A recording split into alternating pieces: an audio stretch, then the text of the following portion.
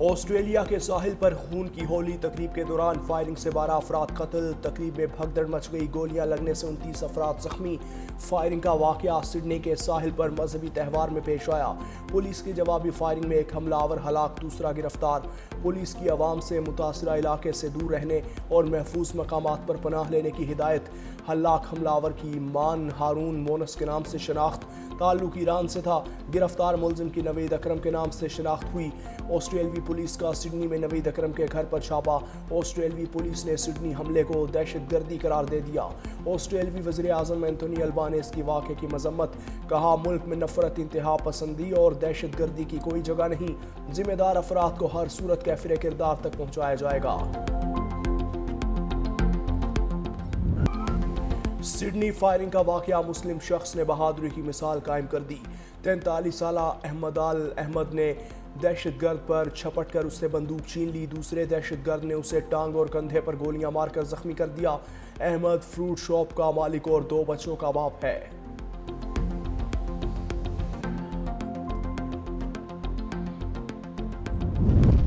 برطانوی cricket team کے سابق کپتان مائیکل وان بھی سڈنی حملے کے دوران پھنس گئے، ریسٹورنٹ میں پناہ لینا پڑی۔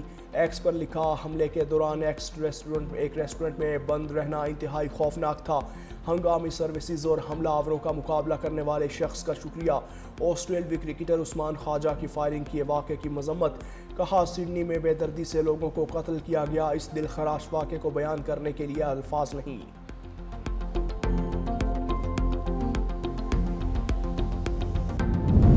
صدر آصف علی زرداری کا سڈنی واقعے پر گہرے رنج اور غم کا اظہار، کہا پاکستان دہشت گردی کے دور کو بخوبی سمجھتا ہے، معصوم شہریوں کے خلاف تشدد کی شدید مذمت کرتے ہیں۔ مشکل گھڑی میں آسٹریلیا کی حکومت اور عوام کے ساتھ یکجہتی کا اظہار، وزیر اعظم شہباز شریف کی لواحقین سے گہری تعزیت، ہر قسم کی دہشت گردی کی شدید مذمت کا اعادہ، مشکل وقت میں پاکستان کی آسٹریلیا کی عوام اور حکومت سے مکمل یکجہتی۔ امن دشمن نشان عبرت بن گئے، سیکیورٹی فورسز کی خیبر پختونخوا میں 2 کامیاب کارروائیاں، 13 خارج ہلاک۔ ISPR کے مطابق مہمند میں کارروائی، شدید فائرنگ کے تبادلے میں 7 خارج مارے گئے۔ بنو میں انٹیلیجنس بیسڈ آپریشن، مزید 6 خارج انجام کو پہنچے۔ سیکیورٹی فورسز کا علاقے میں کلیئرنس آپریشن، بھارتی سرپرستی میں دہشت گردی کے خاتمے تک آپریشن جاری رکھنے کا عزم۔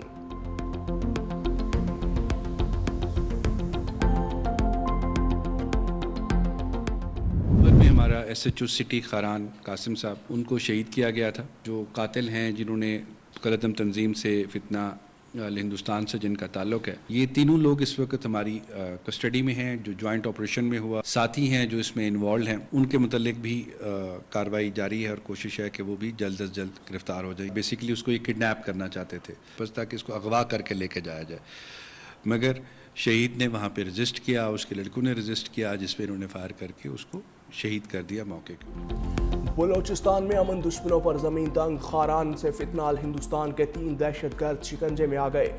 DIGCTD نے پریس کانفرنس میں بتایا کہ دہشت گرد SHO سٹی خاران قاسم کے قتل میں ملوث تھے۔ ایڈیشنل چیف سیکریٹری داخلہ نے کہا، خاران میں آج کامیاب انٹیلیجنس آپریشن کیا گیا۔ 2025 میں بلوچستان میں 78,000 آپریشنز کیے گئے، جس میں 700 سے زائد دہشت گرد ہلاک ہوئے۔ آپریشنز کے دوران 200 سیکیورٹی اہلکار بھی شہید ہوئے۔ صوبائی حکومت قیام امن کے لیے کام کر رہی ہے۔ پریس کانفرنس کے دوران گرفتار دہشت گرد کا اعترافی بیان بھی دکھایا گیا۔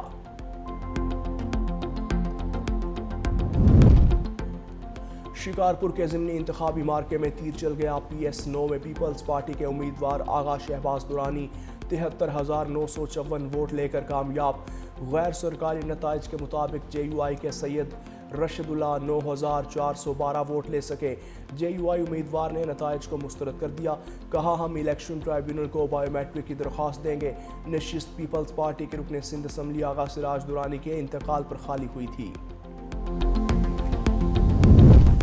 میدانی علاقوں میں دھند، اندھا دھند، خیبر پختونخوا اور پنجاب کے بالائی علاقوں میں دھند، موٹر وے M4 فیصل آباد سے ملتان تک دھند کی وجہ سے بند، موٹر وے M5 پر ملتان سے ظاہر پیر تک ٹریفک کی روانی معطل، موٹر وے M3 کو فیض پور سے درخانہ تک بند کر دیا، موٹر وے M5 پر ملتان سے روہڑی تک دھند کی وجہ سے ٹریفک معطل، موٹر وے پولیس کی عوام کو غیر ضروری سفر سے گریز کی ہدایت۔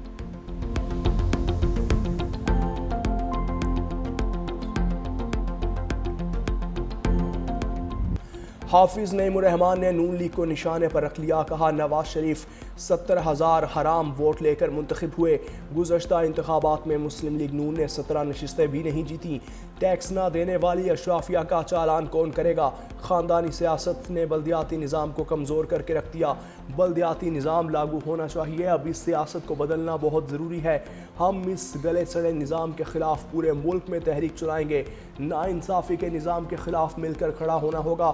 حافظ نعیم کا 21 دسمبر سے موجودہ سیاسی نظام کے خلاف احتجاج کا اعلان۔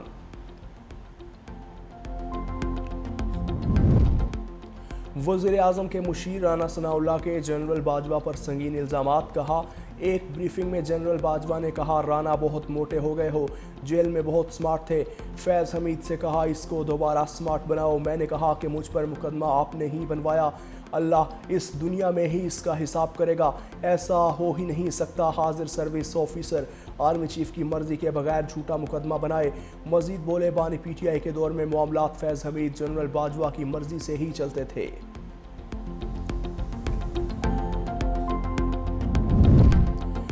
صدر مملکت آصف علی زرداری کی لاہور میں مصروفیات، گورنر پنجاب سردار سلیم حیدر اور دیگر پارٹی رہنماؤں کی ملاقات، صدر کی پارٹی رہنماؤں کو پنجاب میں عوامی رابطہ مہم تیز کرنے کی ہدایت، کہا پارٹی رہنما اور کارکن بلدیاتی الیکشن کی تیاریاں کریں، پیپلز پارٹی الیکشن میں بھرپور شرکت کرے گی۔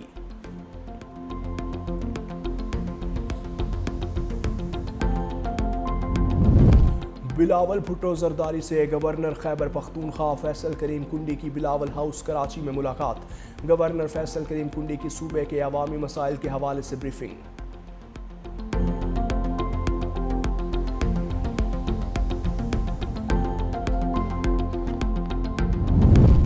فیض حمید سے فیض یاب ہونے والوں کے لیے اچھی خبر نہیں، سابق رکن قومی اسمبلی محمود مولوی نے خبردار کر دیا، کہا پی ٹی آئی نے فیض حمید سے بہت فائدے اٹھائے، جس نے ملک کو نقصان پہنچایا اس کا احتساب ہوگا۔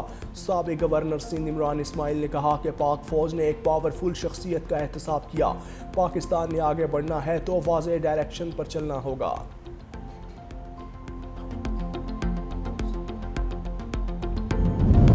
پی ٹی آئی رہنما قاضی انور نے تحریک انصاف سے راہیں جدا کر لیں، کہا پارٹی کی موجودہ قیادت نے میری بے عزتی کی ہے، پی ٹی آئی میں مجھے شدید ذہنی اذیت پہنچی، بانی پی ٹی آئی سے ذاتی تعلق برقرار رہے گا، جس منشور پر پی ٹی آئی عمل میں لائی گئی ہے اس پر عمل نہیں کیا جا رہا۔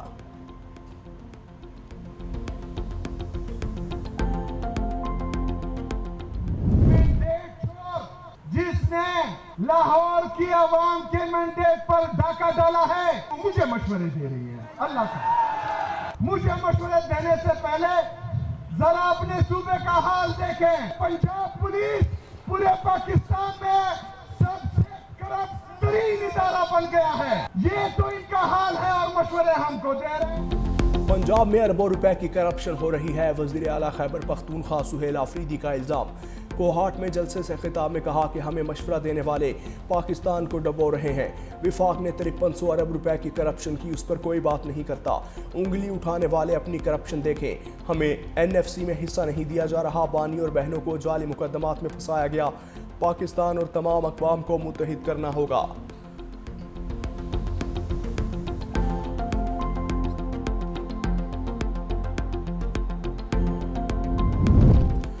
واشنگٹن پوسٹ نے طالبان کے بگرام ڈرامے کا پوسٹ مارٹم کر دیا، بگرام ایئر بیس پر جنگی طیاروں کی تیاری کا کچا چٹھا کھول کر رکھ دیا، امریکی اخبار کی رپورٹ میں بتایا سیٹلائٹ تصاویر اور دستیاب شواہد سے واضح ہوتا ہے طالبان نے ناکارہ طیاروں اور بختر بند گاڑیوں کو محض رنگ و روغن کر کے رن وے پر کھڑا کیا، सोशल मीडिया पर गुमराह कुन प्रोपेगेंडे के तहत जंगी मशकें, तैयारों की मरम्मत और अस्करी परेड्स दिखाईं।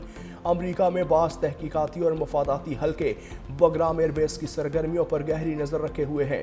अफगानिस्तान में छोड़े गए अमरीकी असलहे में भी खुसूसी दिलचस्पी।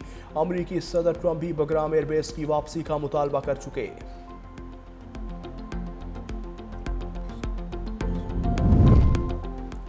डॉक्टर वर्दा कत्ल केस का मरकजी मुलजिम शमरेस पुलिस मुकाबले में मारा गया। पुलिस के मुताबिक मुलजिम शमरेस डॉक्टर वर्दा कत्ल केस में मफरूर था। मुलजिम की गिरफ्तारी के लिए 10 रोज तक छापे मारे। मुलजिम इससे कबल भी कत्ल के मुकदमे में मफरूर था। मुलजिम डॉक्टर वर्दा कत्ल केस में उजरती कातिल था।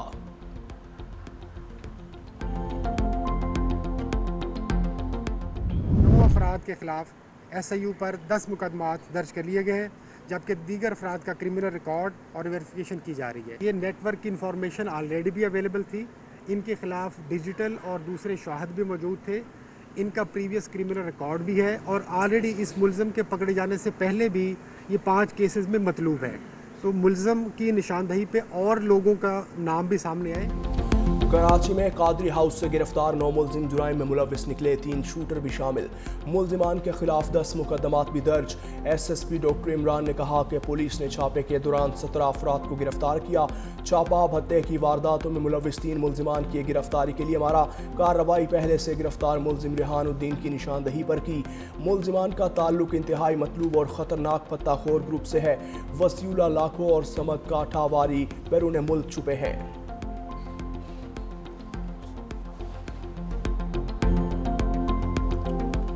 आज पाकिस्तान दुनिया के टॉप 3 क्रिप्टो अडॉप्शन कंट्रीज में शुमार है। 30 से 40 मिलियन क्रिप्टो यूजर्स हैं। बगैर किसी रेगुलेटरी फ्रेमवर्क, बगैर किसी क्लासरूम, उन्होंने ये इंडस्ट्री को अडॉप्ट कर ली। जब अवाम इतनी सिस्टम के अंदर है तो क्या स्टेट का बाहर रहना समझदारी है? हम क्रिप्टो को प्रमोट नहीं करना चाह रहे, हम क्रिप्टो को रेगुलेट करना चाह रहे हैं। कुछ लोग कहते हैं कि जी ये करने से रिस्क होगा। मैं कहता हूं ये ना करने से रिस्क ज्यादा है, हम पीछे रह जाएंगे। दहशत गर्दों की डिजिटल फाइनेंसिंग और मनी लॉन्ड्रिंग का रास्ता रोक दिया। वज़ीर आज़म के मुआविन खुसूसी बिलाल बिन साकिब की न्यूज़ कॉन्फ्रेंस। कहा अब अकाउंट होल्डर की शनाख्त मालूम हो सकेगी। सिक्योरिटी इदारे सूरत हाल मॉनिटर कर सकेंगे। पाकिस्तान दुनिया के पहले 3 क्रिप्टो अपनाने वाले ममालिक में शामिल है। 3 से 4 करोड़ पाकिस्तानी डिजिटल असासे इस्तेमाल कर रहे हैं। हम क्रिप्टो करेंसी को रेगुलेट करना चाहते हैं। पहली बार एक्सचेंज के लिए आलमी मयार का रास्ता खोल दिया। बाइनांस और HTX को NOC का इजरा नई सोच का अमली कदम है। ये इकदाम नई सोच की अक्कासी और इदारा जाती तब्दीली है। पाकिस्तान अगले 10 साल में टेक्नोलॉजी के जरिए अपनी खुद मुख्तारी मुस्तहकम कर चुका होगा।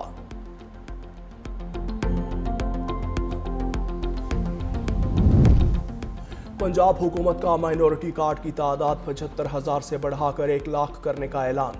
सीनियर वजीर पंजाब मरियम औरंगजेब कहती हैं ये वज़ीर आला मरियम नवाज़ का क्रिसमस पर छोटा सा तोहफा है। पाकिस्तान और अवाम महफूज है। पंजाब की तरक्की और तहफ़्फ़ुज़ मरियम नवाज़ के हाथ में है। हमने गुज़श्ता साल 30 साल बाद हॉर्स एंड कैटल शो बहाल किया। इस साल बसंत का ऐलान किया। बसंत 6, 7 और 8 फरवरी को मनाई जाएगी।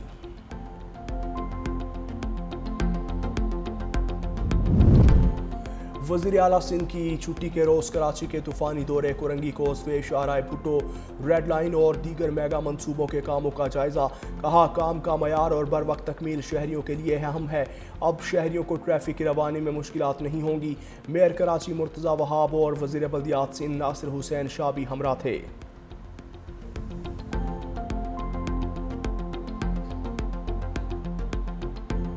सूडान में ड्रोन हमला, UN अमन मिशन के 6 अरकान जाँ बहक। मिशन के अरकान का ताल्लुक बांग्लादेश से था। बांग्लादेश के अबूरी सरबराह मोहम्मद यूनुस की वाक़े की मजम्मत। कहा अक़वाम मुत्तहिदा बांग्लादेश एहलकारों को हर मुमकिन इमदाद फराहम करेगा।